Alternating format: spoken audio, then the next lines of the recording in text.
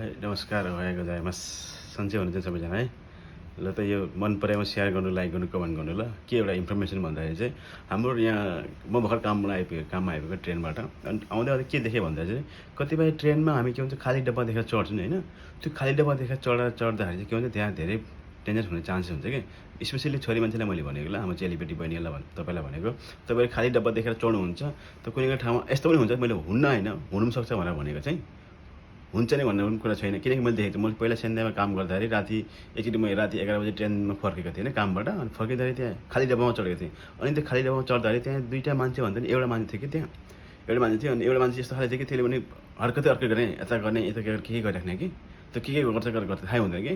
त त्यही बेला तपाईँहरूले के हो त्यो डब्बामा नचढ्नुहोस्। त्यो बरु अलिअलि भएको मान्छे भएको ठाउँमा चढ्नुहोस्। त्यहाँ चढ्दा तपाईँलाई सेफ्टी हुन्छ। किनकि खाली डब्बा एक्लै चढ्नु भने त्यहाँ केही पनि हुनसक्छ कि, बुझ्नु नि। किन के भएको छ यहाँ कि राति ट्रेनमा चढ्दाखेरि तपाईँले थाहा पाउनु भएको छैन। यहाँ धेरै कुरा हुन्छ तर त्यो यहाँ चाहिँ बाहिर देखाउँदैन भनेर मात्रै हो।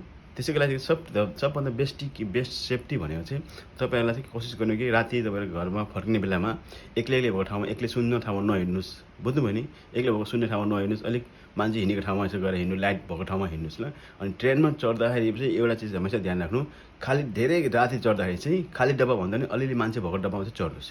त्यहाँ हुँदाखेरि के अलिकति सपोर्ट चाहिँ हुन्छ, किनभने सेफ्टी हुन्छ, बुझ्नुभयो नि। त्यति डेन्जर त छैन जापान, बट सेफ्टी त 100% सेफ्टी छ। बट डेन्जर पनि अलिक त्यहाँ चाहिँ कस्तो मान्छे भेटिन्छ कि बेला बेला कति बेला के पनि। किन अस्तिपट्टि एउटा मैले भिडियो हेरेको थिएँ, एउटा बहिनी बिचरा बहिनीलाई कुन चाहिँले फलो गरिरहेको थियो अरे के भनेर भन्नुभएको थियो, त्यस्तो भिडियो बनाउनु भएको थियो। त्यही भएर तपाईँलाई मैले भनेको कि कोसिस गरेको जतिकै तपाईँले खाली डब्बा भन्दा पनि चाहिँ अलिअलि मान्छे भएको ठाउँमा चाहिँ ट्रेनमा चढ्नु चाहिँ राति चढ्दाखेरि तपाईँहरू, बुझ्नुभयो नि। Thank you.